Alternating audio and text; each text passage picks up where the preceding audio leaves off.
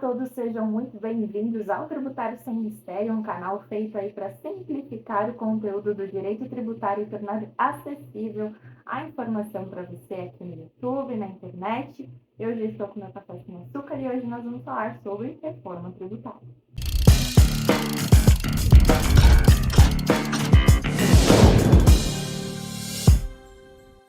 A gente já estava com uma dificuldade para entender como era.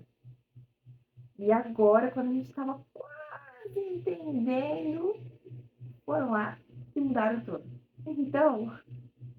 Então quero dar um panorama para vocês, bem geral, o mais rápido possível aqui, porque cada ponto dessa reforma tributária merece um vídeo específico, tá?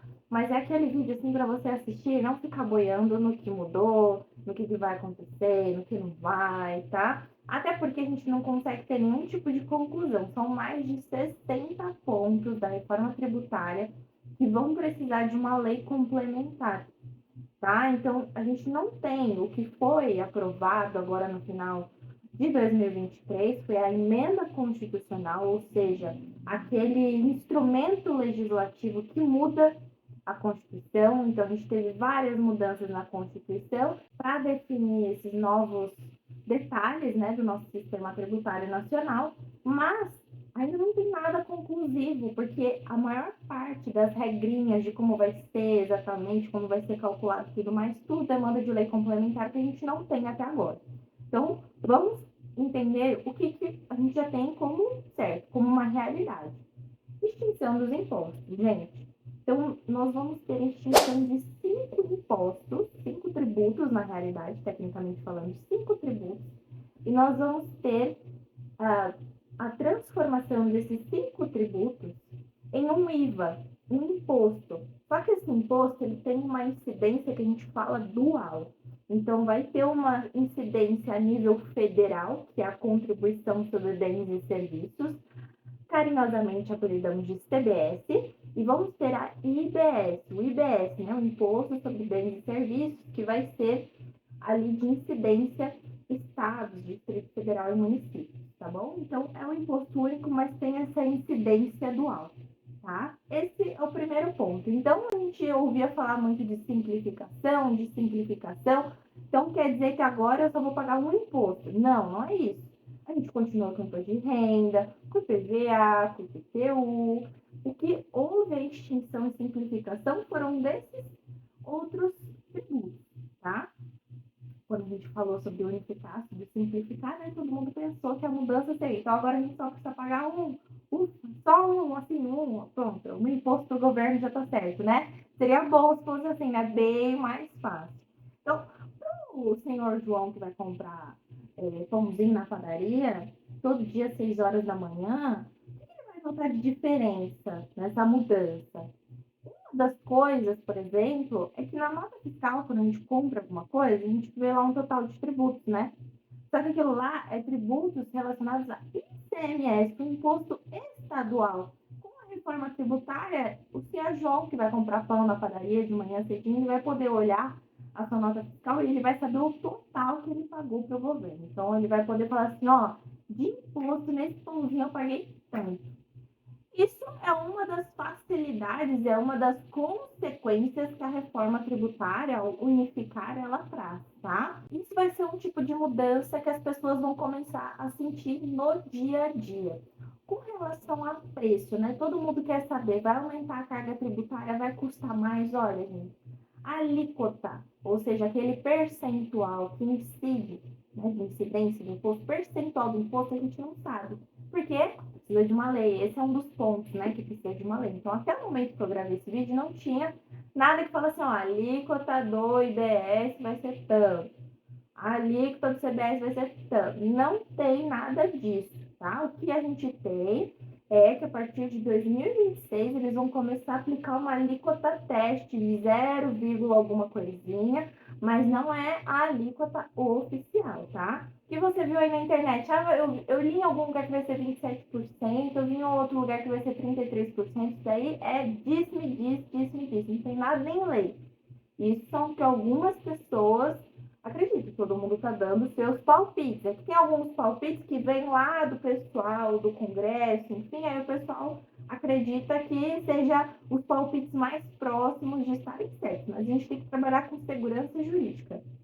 Isso é só uma lei. Então, vamos deixar para realmente saber essa alíquota quando vier a lei. O que a gente tem relacionado à alíquota? Por enquanto, alíquota zero para produtos de cesta básica, a gente vai ter uma redução de alíquota para medicamento, para serviços de educação, tá bom? Então, isso a gente tem de alguns setores que vão ser beneficiados com redução da alíquota, mas redução de qual alíquota? A gente não sabe, tá? Outra coisa sobre prestadores de serviço. Certamente existirá uma carga tributária maior para prestador de serviço pessoa física, tá? Isso é uma coisa assim que a gente não precisa que venha uma lei para dizer o valor da alíquota para chegar a essa conclusão. Basta a gente pensar que hoje o ISS, o Imposto sobre Serviços, ele vai de uma alíquota de 2% a 5%. Independente aí do valor da alíquota, a gente sabe que é para mais de 10%. Isso aí a gente já tem um pouco mais de certeza, que é para mais de 10. Então, obviamente, haverá uma oneração, né? Então, inclusive, existe a questão de tomada de crédito, né? Mas para prestador de serviço que contrata mão de obra, por exemplo, essa tomada de crédito não vai funcionar. Então, existe sim uma chance dos prestadores de serviço autônomo, pessoa física, serem onerados nessa mudança, tá? Mas a gente precisa avançar, esperar essas leis complementares saírem para a gente ir desenhando qual realmente vai ser o panorama. Por enquanto, a gente está fazendo aqui umas estimativas considerando o que a gente já tem publicado, que é a emenda constitucional que foi aprovada no final do ano passado, tá bom? A gente também vai ter algumas mudanças com relação ao IPTU, e aí, com relação ao IPTU, tem um vídeo aqui no canal só sobre isso, que fala sobre o IPTU, eu explico certinho, bonitinho, detalhado, vou deixar aqui para vocês. E temos também outra alteração a nível municipal com relação à COSIP, a contribuição lá do Conselho de Iluminação Pública, que vem cobrando na fatura de energia elétrica. A reforma tributária ampliou isso para custeio, expansão e melhoria de sistemas de monitoramento para segurança e preservação de logradouros públicos. Ela aumentou a possibilidade desses recursos que vêm através dessa contribuição. Então, a gente pode ter aí esse valor dessa contribuição direcionado para, sei lá, instalação de Wi-Fi público nas cidades, aquelas cidades smart cities, não sei como é que fala, mais ou menos assim, né? Que é aquela modernização das cidades, câmeras de segurança, investimento, né, em câmeras de segurança nas cidades que ainda não possuem esse tipo de monitoramento. Então, essa contribuição pode ser, agora com a reforma, uma fonte de financiamento desse tipo de situação. Se isso vai ser aplicado na prática, como isso vai ser feito, se vai ser colocado realmente investimento desses valores nesses tipos de demandas sociais, né, de segurança locais nos municípios, isso demanda gestão pública. Lembrando que o texto, né, o texto legal, pura e simplesmente, ele não tem força se não tiver um desenho, né, uma boa gestão para a sua aplicabilidade. Senão ele vira, como já diria aí os sábios do direito, uma mera folha em branco, um peso morto, né, uma letra fria sem qualquer tipo de aplicabilidade. Então, não adianta a gente ter mudanças no sistema se na hora de implementá-las, ela não alcançar os objetivos pelos quais ela foi criada, votada, discutida e promulgada, publicada. Existe um período de transição com relação à reforma, então não está valendo agora nada. A gente tem agora esse prazo aí para discutir as leis, publicar essas leis que precisam explicar alguns pontos da reforma. Então, um tempo propício, vai dar tempo de você se informar, de você estudar, de você se preparar, você que é empresa, você que é empresário.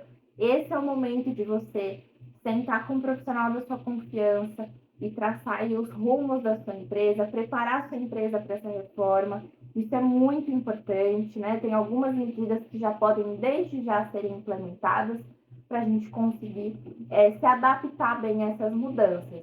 As alíquotas testes dessa contribuição, desse imposto novo aí, com incidência dual, começa em 2026. Esse regime de transição, até tudo ser implementado 100%, vai até 2033, né? Começa lá. Então, ainda tem tempo para a gente estudar, se planejar, se organizar, tá bom? Contem comigo nesse processo, deixem suas dúvidas aqui sobre reforma tributária nos comentários, vou tentar responder todo mundo. Vamos com calma, tem bastante conteúdo na internet, só peço cuidado para vocês novamente, tá? O que nós temos publicado é emenda constitucional. Então, depois eu vou deixar até o link aqui na descrição do vídeo para você acessar, para você ler, se você quiser, porque no meio de tantos outros palpites, tem algumas pessoas na internet que acabam passando esses palpites como se fossem coisas que já estão em lei, publicadas, vigentes, né? Então não adianta a gente colocar, como diria meu pai, a carroça na frente dos burros. A gente tem algo já lá publicado, a emenda constitucional, a gente pode trabalhar em cima disso, que é uma forma segura de planejar seu negócio, de se preparar para essa reforma, já ir conversando. E, claro, a gente precisa guardar as leis que estipulam as regras para tomar algumas decisões. Outras não, outras a gente já pode tomar desde já. Conversem aí nos comentários comigo. Até a próxima. Um abraço e um café. Por favor.